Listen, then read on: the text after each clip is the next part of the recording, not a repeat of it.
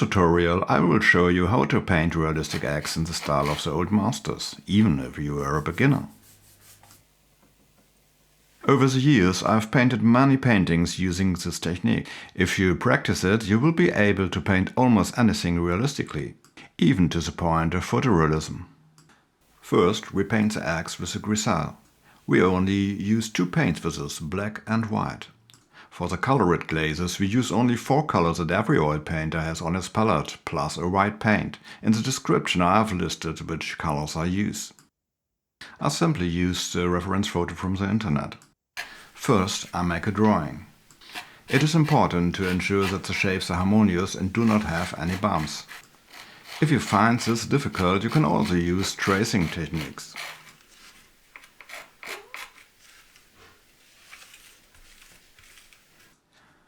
For the Grisaille, I created a black and white version of the photo. This helps to better recognize the tonal values. So, let's get started.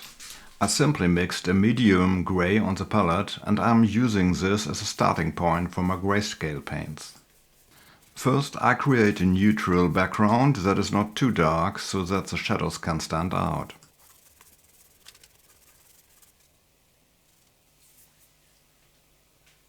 With this strip I'm trying to find the tonal value of the shadow side of an egg. From here it's easier to find the tonal value of the drop shadows.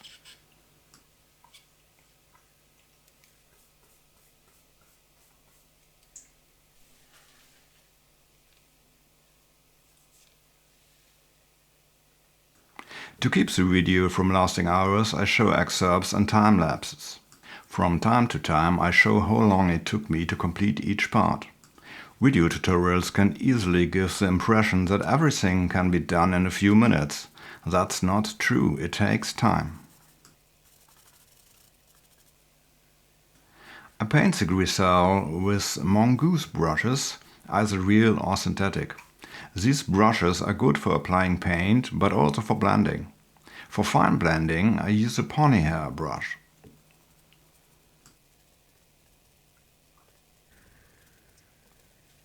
The goal now is to model eggs and not potatoes. To do this we need precise and subtle transitions in tonal gradation. Every bump in an egg looks wrong.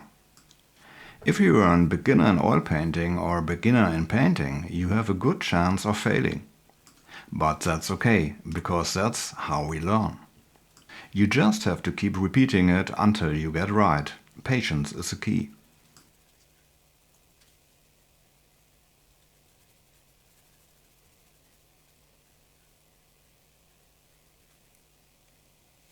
So, try to find the tonal values in the individual areas, mix the gray and place them next to each other first. Then carefully blend the areas. You won't get all tonal values right the first time. To correct them, you can mix the colors on the canvas by adding light or dark paint to the areas. I make sure to apply the paint thinly. This prevents the paint from smearing if it's too slippery. I find this works best with high quality oil paints.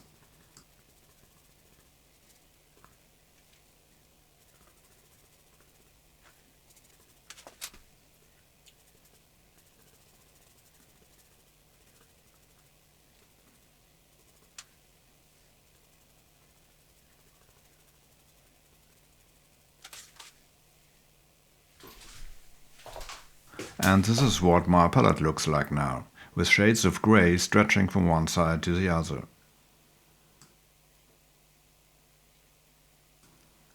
I start the next egg. It's the same procedure.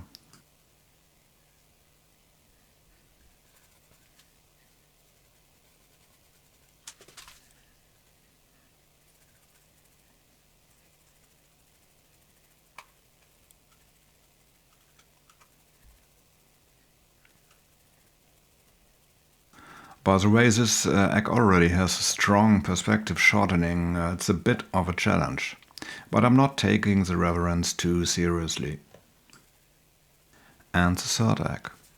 Here we can use the tonal values at the edge of the front egg as a good reference point, if we have set them correctly. But don't forget, we want to create a painting and not a photocopy.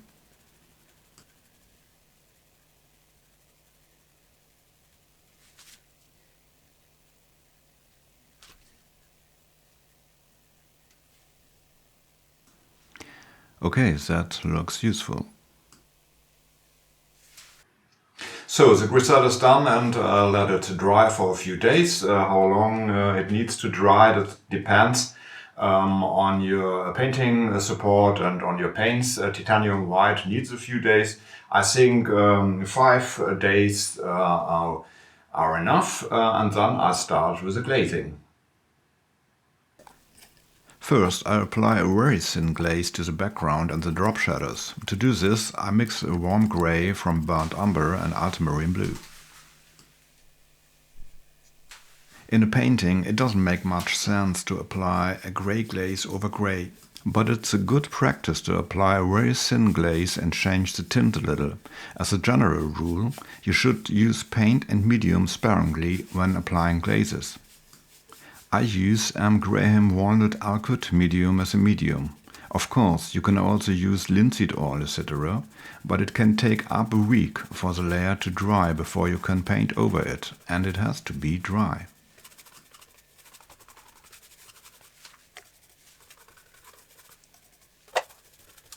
For the shadows, I use the glaze to model the shape a little further.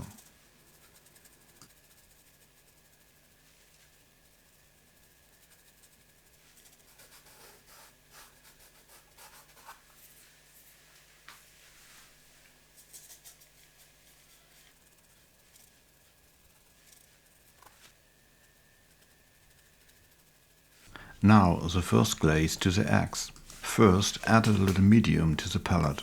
For this first glaze I use a mixture of yellow ochre and burnt sienna. Actually, you should only use transparent pigments to achieve beautiful color effects. But I want to show this tutorial using colors that are part of near every oil painter's basic palette. The white is a regular titanium white from Schminke. I usually use the elite white substitute here. I apply this first glaze very thinly over the entire surface of all 3 eggs without paying attention to light and shadow.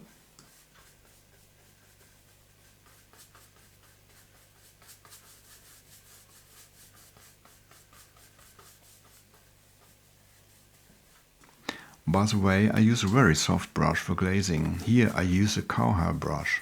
With a hard brush, it's actually possible to scratch the Grisaille off the raised areas of the canvas.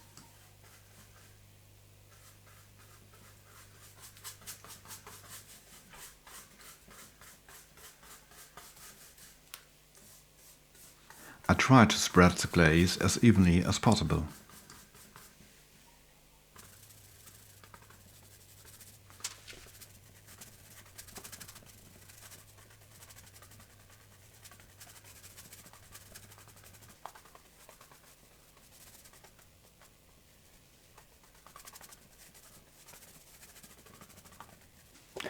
I paint the edges with a smaller black sable brush.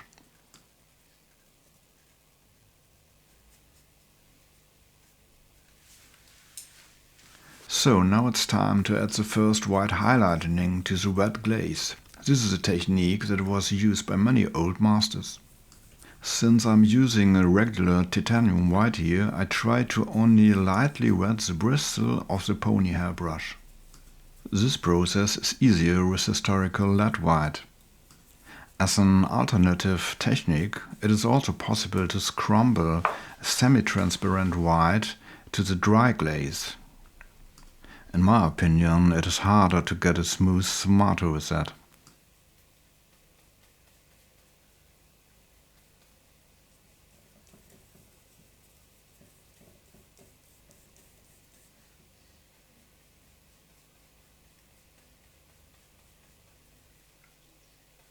So, as you can see, this is an effective way to further model the shape and create sfumato effects. You can also see here how the color of the glaze changes to semi-opaque or opaque color. Therefore, with this special technique, it is important to take this effect into account when mixing the glaze and test samples with a mixture of white beforehand if possible. I wipe the brush on a cloth from time to time to reload it with pure white paint.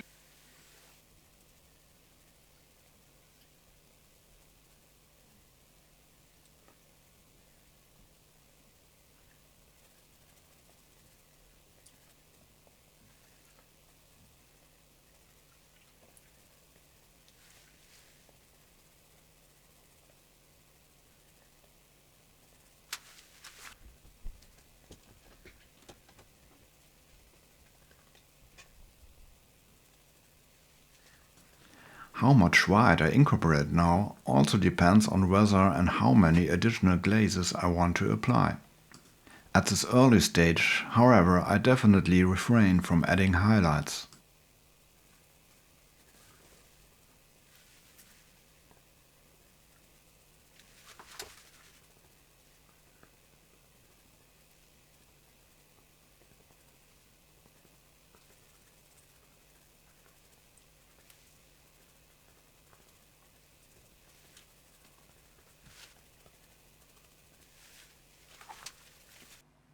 So, the painting is dry to the touch after a few days. And now I will apply the next glazing on the eggs. For this brief demonstration I will only apply a second glaze. Therefore I will vary the colors of the glaze slightly. From an ochre-colored glaze to more reddish areas with burnt sienna to shadow colors with ultramarine blue and later burnt umber. Since I only want to paint this tutorial with very common paints, the end result will differ from the photo reference. If I wanted to achieve the most realistic coloring possible, I would use transparent paints such as synthetic oxide paints and cooler red lakes.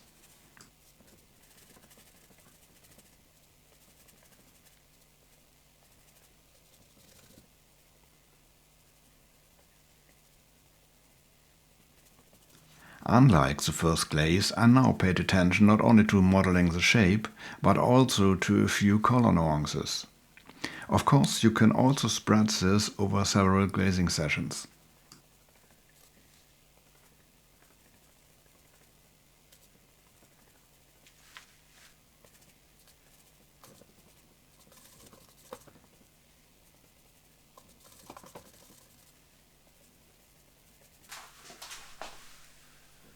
For the dark shadows, I now need some burnt umber.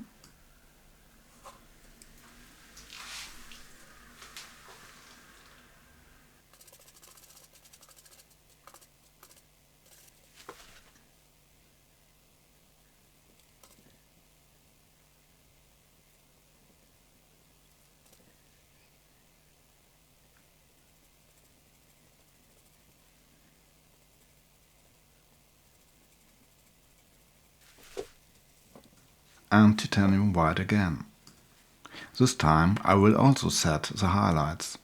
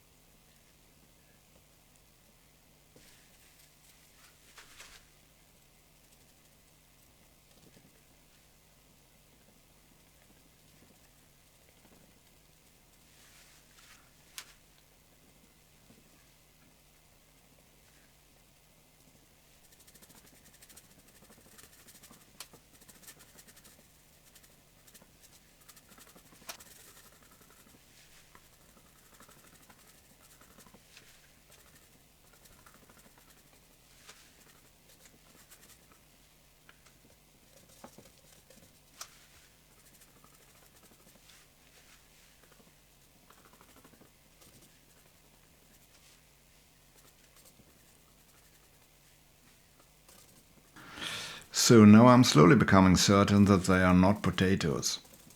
If you agree, I appreciate a like and your support for my channel with a subscription. Thank you very much. And if you have any questions about this tutorial, please write them in the comments.